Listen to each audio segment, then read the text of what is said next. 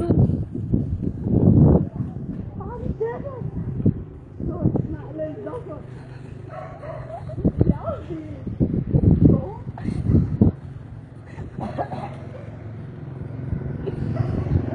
Cố lên, cố lên, cố lên, cố lên. Cố lên nào, cố lên nào.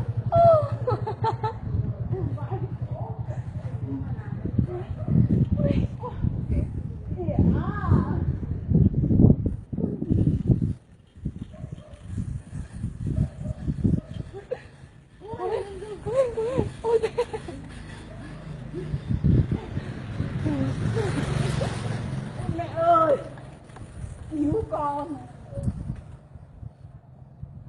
Đây là mùa hè hay mùa đông vậy trời?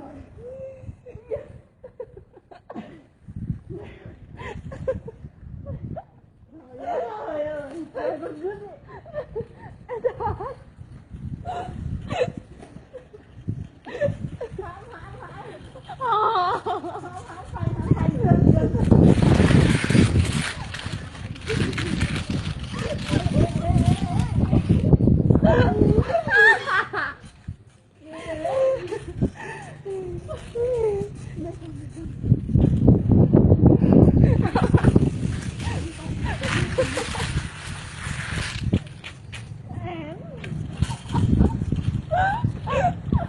Con buồn thuyền thoại ra lên.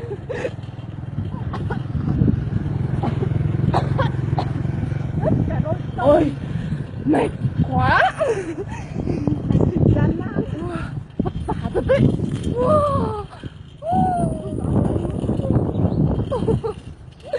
Đi về xóm nào. Đường đi thật là khó khăn. Ôi trời ơi, ôi đau mông quá. Bạn đang hết sức đau mông rồi giờ. Ôi ôi ôi, cua. Nào, cẩn thận. Ao đây. Ao. Ôi thằng nhỏ là vậy.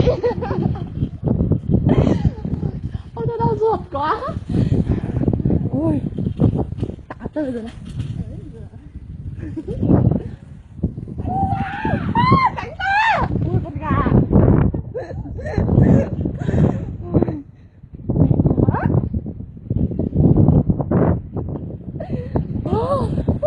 Ôi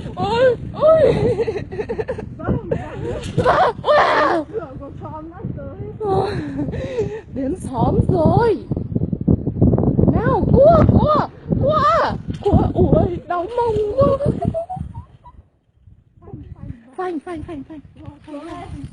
Từ từ dừng mới xuống được. Cháu không biết dừng. Bạn ơi.